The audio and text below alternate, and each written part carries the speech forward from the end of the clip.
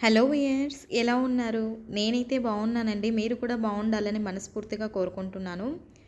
ఎప్పుడూ money saving వీడియోసే కాకోకుండా కొంచెం కొత్తగా చేద్దాము, మన వ్యూయర్స్‌కి యూజ్‌ఫుల్ అయ్యేలాగా అని చెప్పి ఒక కొత్త కంటెంట్‌తో మీ ముందుకొచ్చానండి. మరి మీరు ఎంతవరకు ఆదరిస్తారో చూడాలి ఈ కంటెంట్‌ని. ఈ రోజుల్లో డివోర్స్ అనే పదము, అది విడాకులండి, కామన్ అయిపోయింది. ఎక్కడ చూసినా ఇంకా సినీ యాక్టర్స్ అయితే గనక వాళ్ళకి చెప్పాల్సిన అవసరం లేదు. మ్యారేజ్ చేసుకున్న ఒక సంవత్సరం కూడా కలిసి ఉంటున్నారో లేదో తెలియదు. అప్పటికే విడాకులు తీసుకొని విడిపోతున్నారు. మన పూర్వకాలంలో ఇంత అసలు విడాకులు అనేటివి ఉండేదే కాదు. ఆ పదము ఎక్కడో నూటికి కోటికి ఒక చోట వినిపించేది ఉండేది. కానీ ఈ రోజుల్లో అసలు ఎక్కడ చూసినా కూడా వాళ్ళు డివోర్స్ తీసుకున్నారు అనే పదము ఎక్కువగా వినిపిస్తుంది.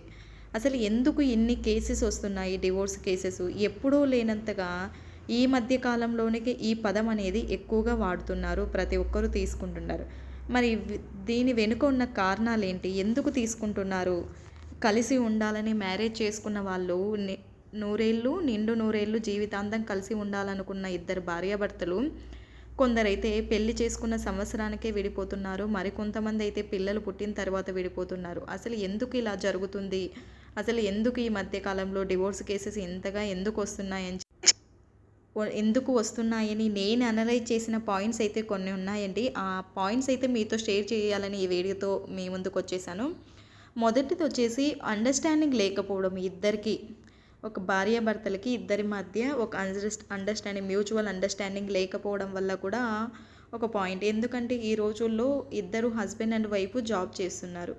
జాబ్ చేసి వచ్చిన తర్వాత ఇంటి పని షేర్ చేసుకోవాలి. కానీ షేర్ చేసుకుని వాళ్ళు ఎంతమందో ఉన్నారు. నువ్వు ఆడదాని కదా, నువ్వు చేయాలని కొందరు అంటారు. నేనే ఎందుకు చేయాలి, నీతో సమానంగా నేను జాబ్ చేశాను, మీరే చెయ్యాలని చెప్పి ఇద్దరు సమానంగా ఇంట్లో పనులు చేసుకోలేకపోవడం, వాళ్ళిద్దరి మధ్య అండర్స్టాండింగ్ లేకపోవడం వల్ల కూడా ఒకటి అయి ఉండొచ్చు. అలాగే రెండవది మొబైల్ ఫోన్స్ అండి. టెక్నాలజీ మారినప్పటి నుంచి ప్రతి ఒక్కరి దగ్గర ఒక మొబైల్ ఉంటుంది. కొంచెం టైం దొరికినా కానీ మొబైల్లో ఏ రీల్స్ చూడడమో, షార్ట్స్ చూడడమో ఇవే చేస్తున్నాం. కానీ ఒకరి దగ్గర, భార్య దగ్గర కూర్చొని కానీ లేదా భర్త దగ్గర కూర్చొని మాట్లాడి డిస్కషన్స్ చేసే చాలామంది మారిపోయారండి. ఇది కూడా ఒక పాయింట్ అయ్యి ఉండొచ్చు మెయిన్గా. ఎందుకంటే ఇద్దరి మధ్య అండర్స్టాండింగ్ ఉండాలంటే వాళ్ళిద్దరూ కలిసి మాట్లాడుకున్నప్పుడే వాళ్ళకి ఇష్టాలు కానీ ఏవైనా తెలుస్తుంది. అలా కాకోకుండా టైం దొరికితే చాలు ఈ మొబైల్స్ చూడడం. ఇంకా మరికొంతమంది అయితే సోమరిగా ఏ పని చేయకోకుండా ఆ మొబైల్నే పట్టుకొని వాటినే చూస్తూ ఉంటారు. ఇంకా అలా చూసుకుంటూ పోతే చేసేది ఎప్పుడు, మనం సంపాదించేది ఎప్పుడు, ఒకరిని అర్థం చేసుకునేది ఎప్పుడు? సో ఈ మొబైల్ ఫోన్స్ కూడా ఇద్దరి మధ్య అండర్స్టాండింగ్ లేకపోవడానికి ఒక కారణమయ్యి ఉండొచ్చండి. అలాగే డిపెండెన్సీ అంటే ఇంతకుముందు భర్త సంపాదించేవాడు, భార్య ఇంట్లో కూర్చొని వంట చేసి ఇలా చేసేది. ఈ రోజుల్లో ప్రతి అమ్మాయి కూడా అబ్బాయితో సమానంగా సంపాదిస్తుంది. అన్ని పనుల్లో, అన్ని రంగాలలో ముందుకు దూసుకెళ్తుంది. సో నీతో నాకేంటి అవసరం? ఒకవేళ విడిపోయినా కూడా నేను బ్రతకగలను, నా కాళ్ళ మీద నేను ఉండగలను, నేను సంపాదించుకుంటున్నాను. సో నీతో విడిపోయినా కూడా నాకేం పెద్ద ప్రాబ్లం లేదనే దాంట్లో ఉన్నారు. సో వాళ్ళు డిపెండెన్సీ ఎక్కువైపోయింది. ఏంటి, నా కాళ్ళ మీద నేను బ్రతుకుతున్నాను, ఒకవేళ నీతో ఇంట్రెస్ట్ లేదంటే నేను డివోర్స్ తీసుకునైనా నా కాళ్ళ మీద నేను బ్రతుకుతానని చెప్పి చాలామంది విడాకులు తీసుకుంటున్నారు. అలాగే ఫ్రీడమ్, మూడవది వచ్చేసి ఫ్రీడమ్. ఎప్పుడు నేను ఫ్రీడంగా ఉండాలి, మనం కొంచెం తన ఫ్రీడమ్కి భంగం కలిగిందంటే చాలు డివోర్స్ తీసుకోవడమే. వాళ్ళు అనుకున్నట్టు ఏదైనా జరగలేదంటే, అది అమ్మాయి అయినా కానీ అబ్బాయి అయినా కానీ, వాళ్ళు అనుకున్నట్టు వాళ్ళ లైఫ్ని లీడ్ చేయలేకపోతే ఇంకేముంది, విడాకులు తీసుకుందాం, నీ లైఫ్ నువ్వు బ్రతుకు, నా లైఫ్ నేను బ్రతుకుతానని చెప్పేసి ఎవరికి వాళ్ళు విడాకులు తీసేసుకొని అట్లా విడిపోతున్నారు. అలాగే వచ్చేసి ఇంకా ఫోర్త్ పాయింట్ వచ్చేసి మ్యారేజెస్ మీద ఎక్స్పెక్టేషన్స్ అండి. ఏమేమో ఎక్స్పెక్టేషన్స్ పెట్టుకుంటారు మ్యారేజ్ అయిన తర్వాత, ఇలా ఉండాలి అలా ఉండాలి అని చెప్పి. కానీ ఎక్స్పెక్టేషన్స్ వేరు, రియాలిటీ వేరు. మనం అనుకున్నది అనుకున్నట్లు జరిగితే ఇంక అది లైఫ్ ఎందుకు అవుతుంది? సో ఒక్కొక్కసారి ఇంక జరగలేదనుకోండి వాళ్ళు అనుకున్నట్టు, ఇంకా డివోర్స్ తీసేసుకుంటారు. అలాగే నాకు మ్యారేజ్ చేసుకునేటప్పుడు ఇన్ని కోట్ల ఆస్తి ఉండాలి, నువ్వు ఇలా ఉండాలి, ఈ క్వాలిటీస్ ఉండాలి, అత్తమామలు ఉండద్దు, ఇలా ఉండాలి అలా ఉండాలి అని చెప్పి ఈ ఎక్స్పెక్టేషన్స్ బట్టి కూడా వాళ్ళు చేసిన ఎక్స్పెక్టేషన్స్ తర్వాత లేకపోయినా కూడా డివోర్స్కి పెద్ద కారణమవుతుందండి. అలాగే ఒకరి మధ్య ఫిఫ్త్ పాయింట్ వచ్చేసి ఇద్దరి మధ్య లవ్ అండ్ ఎఫెక్షన్ లేకపోవడం వల్లే ఒకరినొకరు అర్థం చేసుకోకపోవడము. ఆ, వే అర్థం లేకపోతే మిస్అండర్స్టాండింగ్స్ ఖచ్చితంగా వస్తాయి.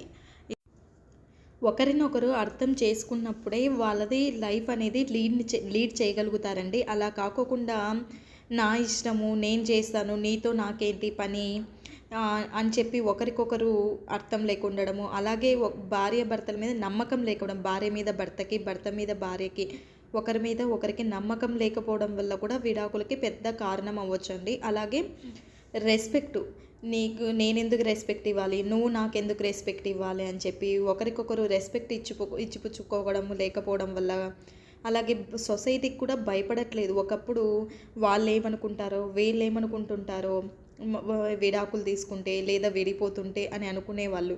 అలాగే ఎలా ఇంతకుముందు భర్త తాగి వచ్చినా కూడా ఎలాగోలా సర్దుకుపోయి బ్రతికేవాళ్ళు. కానీ ఈ రోజుల్లో మేమెందుకు బ్రతకాలి, అతను తాగేస్తే మా ఇష్టం వచ్చినట్లు మేము ఉంటాము అనేలాగా ఉంటున్నారు. అలాగే మనకు వచ్చే చట్టాలు కూడా మీరు ఇష్టం లేని లైఫ్ని లీడ్ చేయాల్సిన అవసరం లేదు అని చెప్పి చట్టాలు కూడా మనకు ఉన్నాయి. కాబట్టి ప్రతి ఒక్కరికి విడాకులు, డివోర్స్ తీసుకోవడం కూడా చాలా ఈజీ పద్ధతి అయిపోయింది. సో ఈజీగా ఉన్నది, మేము ఎందుకు నీతో బ్రతకాలి, ఇన్ని కష్టాలు పడుతూ మా లైఫ్ని మేము లీడ్ చేసుకోగలుగుతాము అని చెప్పి డివోర్స్ అనే దాంట్లోకి అందరూ ఎక్కువగా వెళ్ళిపోతున్నారు. అలాగే ఫ్యామిలీ సపోర్ట్ అండి. ఇప్పుడు భార్యాభర్త మాత్రమే సపరేట్గా కలిసి ఉంటున్నారు. వాళ్ళ ఇద్దరి మధ్య ఏదైనా ప్రాబ్లం వచ్చినా కూడా సర్ది చెప్పడానికి మూడో వ్యక్తి అనేది ఉండట్లేదు. ఇంతకుముందు ఏదైనా భార్యాభర్తల మధ్య గొడవలు వస్తే ఇంట్లో ఉన్న పెద్దవాళ్ళు సర్ది చెప్పేవాళ్ళు. ఈ రోజుల్లో అలా సర్ది చెప్పడానికి కూడా ఎవరు ఉండట్లేదు. అందరూ సిటీస్లలో ఉంటున్నారు. ఇంకా ముసలి వాళ్ళని ఇంటి దగ్గర ఉంచేస్తున్నారు. సో వాళ్ళిద్దరి మధ్య ఏదైనా గొడవ వచ్చినా అడ్డు చెప్పేవాళ్ళు లేరు. వాళ్ళ ఇష్టం వచ్చినట్టు ఉండాలనుకుంటున్నారు.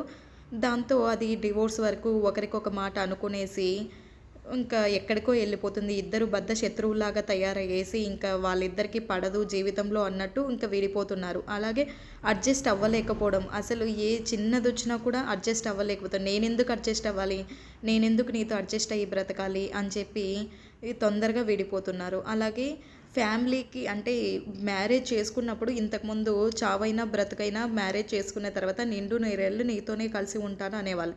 ఈరోజు నేనెందుకు బ్రతకాలి నీతో ఇష్టం లేనప్పుడు, చేసుకున్నాను ఏదో.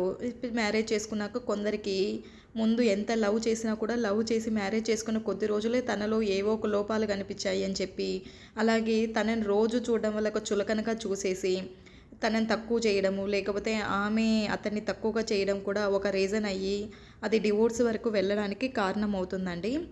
అలాగే సొసైటీకి కూడా భయపడకపోవడం. నాకేంటి సొసైటీతో పని ఏంటి, సొసైటీ ఏమనుకుంటే ఏంటి, నా ఇష్టం, నా లైఫ్ని నేను లీడ్ చేస్తాను, నాకు ఇష్టం వచ్చినట్టు నేను బట్టలు వేసుకుంటాను, నా ఇష్టం వచ్చినట్టు నేను లైఫ్ని లీడ్ చేశాను, వాళ్ళు అనేది ఏంటి, వాళ్ళు చెప్పడానికి నాకెవరు అని మన పరువు ఏమవుతుంది, గౌరవం ఏమవుతుందని బయట అస్సలు అనుకోవట్లేదు. నా ఇష్టం వచ్చినట్టు నేను చేస్తున్నాను, నా కాళ్ళ మీద నేను జాబ్ సంపాదించుకున్నాను, లేదా నేను ఏదో ఒక పని చేసైనా బ్రతుకుతాను, నీతో కలిసి ఉండాల్సిన అవసరం లేదు అని చెప్పి వాళ్ళ ఓన్ డెసిషన్స్ తీసుకొని కూడా చాలామంది విడిపోవడానికి కారణాలు ఉంటున్నాయండి. కలిసేటప్పుడు కనిపించిన కారణాలు విడిపోయేటప్పుడు ఇంకా 100 కారణాలు. కలిసేటప్పుడు చెప్తారు మంచిగా, విడిపోయేటప్పుడు ఏవేవో రీజన్స్ చెప్పి అడ్జస్ట్ అవ్వలేకపోవడం అవి ఇవి అని చెప్పి విడిపోతున్నారు. అందుకే మొదటగా వాళ్ళు ఇద్దరు కూర్చొని మాట్లాడుకుంటే కనుక, ఒకవేళ డివోర్స్ తీసుకునేవాలి అనుకున్న వాళ్ళు కనుక ఫస్ట్ వాళ్ళిద్దరి మధ్య కూర్చొని ఏవైనా మిస్అండర్స్టాండింగ్ ఉంటే కనుక ఇద్దరు అవి రెక్టిఫై చేసుకోవడానికి ట్రై చేసినట్లయితే వాళ్ళు డివోర్స్ వరకు వెళ్ళాల్సిన అవసరం కూడా ఉండదండి. మరొక కొత్త పాయింట్స్తో నెక్స్ట్ వీడియోలో కలుద్దామండి. అంతవరకు ఉంటాను. బాయ్ అండి.